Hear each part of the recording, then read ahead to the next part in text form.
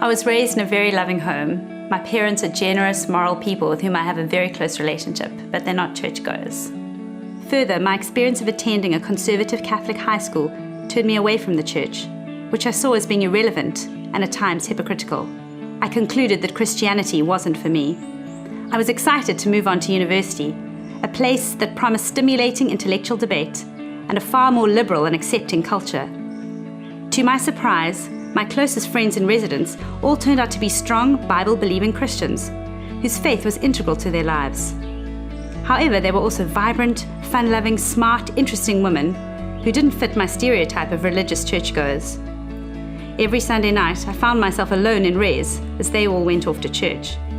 As it turned out, one of these friends managed to emotionally blackmail me into going to an Alpha course 18 months later. I went reluctantly, determined to participate as little as possible. I remember thinking, don't speak, don't confess to anything, because as soon as these Christians find out that you don't share their beliefs, they'll be onto you. What I didn't anticipate was how God would slowly bring down my defenses to the gospel.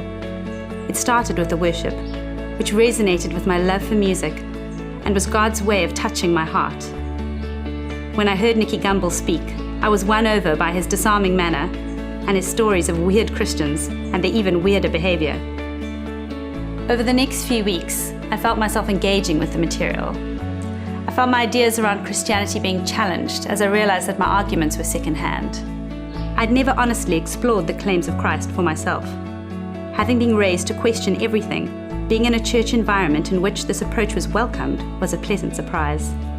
I was becoming more and more convinced of the truth of what I was hearing. Despite this, I struggled to reconcile why my family, who I loved and respected so deeply, had not chosen to accept the claims of Christ for themselves. I realized I needed to make a decision for myself, based on my own convictions. I decided to take a big risk and commit my life to Jesus, knowing that my family might struggle to understand my decision.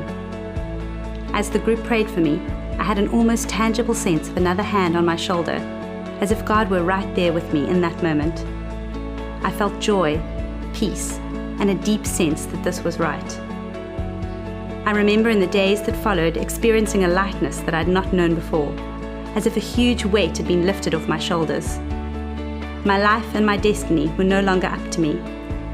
I didn't have to make it all happen, to make the right decisions at the right time so that the right things would come to me.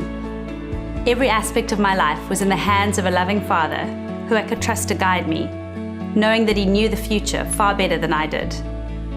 It's been 14 years since I prayed that prayer of faith, and it's the best decision I ever made.